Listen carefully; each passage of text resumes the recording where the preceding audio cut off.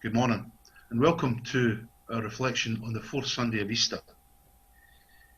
Inside each of us, there's a deep congenital restlessness. We're not restful beings who sometimes get restless, but rather restless beings who occasionally experience rest. Karl Rahner, I believe, had it right when he said that we do not have souls that get restless. Our souls are lonely caverns, thirsting for the infinite, deep wells of restlessness that make us ache for fulfillment. Perhaps this is why we sometimes find it difficult to concentrate during the day and to sleep at night. We go through life feeling like we're missing out on something, that life's more exciting and fulfilling for others than it is for ourselves. Our achievements rarely satisfy us because we are always aware of what we haven't achieved, of missed opportunities and failed possibilities. We often feel that we are not quite adequate for the task, that we can't not disappoint those that we love. We're often a bit dissatisfied. It seems that there's no such thing as clear-cut pure joy, but that even our happiest moments come with a shadow, a fear, a jealousy, a relentlessness. Inside us, no matter what our age, we are often somewhat lost and full of discontentedness that we don't know quite how to handle. And all of that can lead to feelings of guilt, that we should feel a lack of gratitude for all we have. Is it just me, or does any of that ring bells? Let me try to lighten that and make it a bit more concrete. Have you ever had the experience of babysitting? Gosh, when I think back, I was eventually barred from babysitting in the family because my siblings and their spouses would return home sometimes in the early hours and the kids would be up playing, keeping Uncle Alec company. But if you have been a babysitter, you'll connect with what I'm about to say. There comes a point in the babysitting when baby grows tired of being reassured, when flashing toys, extra sweets, and their attempts of cooing them. Baby becomes irritated, cranky, weepy, and finally inconsolable. At this point, nothing is going to soothe baby, except the voice and touch of mum. Baby's disquiet will only evaporate when she eventually hears mother lovingly call her name. It's no different for us, really, as adults.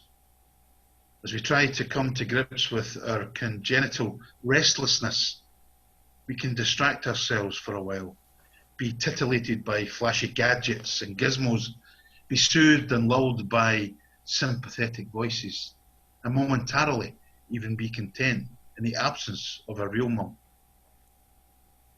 But there will come a time when we are a bit more tired and crabbit, when these things will soothe no more. We will begin to miss in the very depths of our souls the one voice and one presence that can ultimately bring us rest. Of course, the one voice that can soothe, the one voice that we search for among all the others, is the voice of God, the primordial mother and father.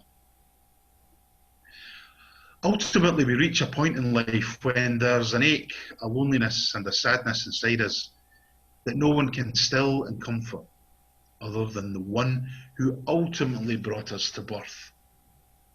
Like the baby frustrated with its babysitter, we too need to hear our mother lovingly speak our names.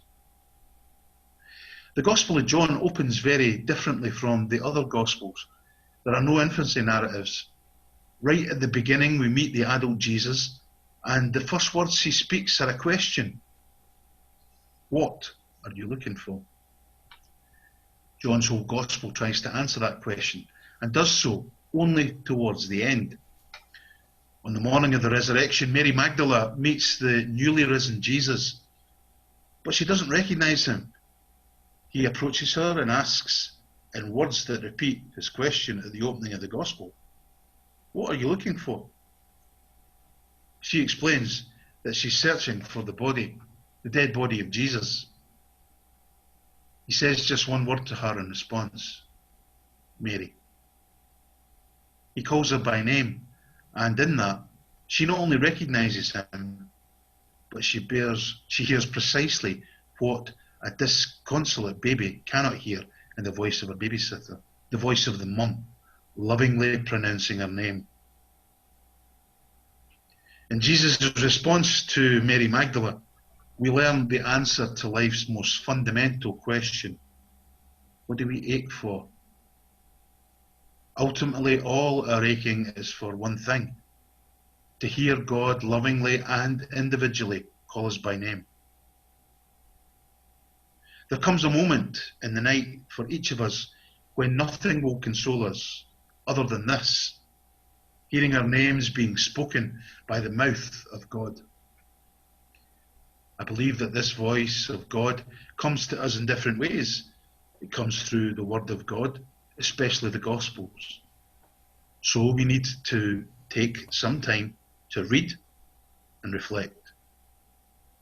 God also speaks through the presence, words, and actions of other people we come across in our lives. So we need to welcome people into our lives and give them the respect of listening to what they have to say. And God comes to us in silence. We need to set time aside to listen to the still voice that comes in the depth of our hearts and souls. God never stops calling us by name. It's up to us to get in range, hear his voice, and respond. Today, we celebrate Good Shepherd Sunday. As missionary disciples, we are each called to share in the role of shepherding, keeping the flock safe, and paying special attention to the weak and the wounded. Perhaps there's someone whose load would be lightened with a phone call this week.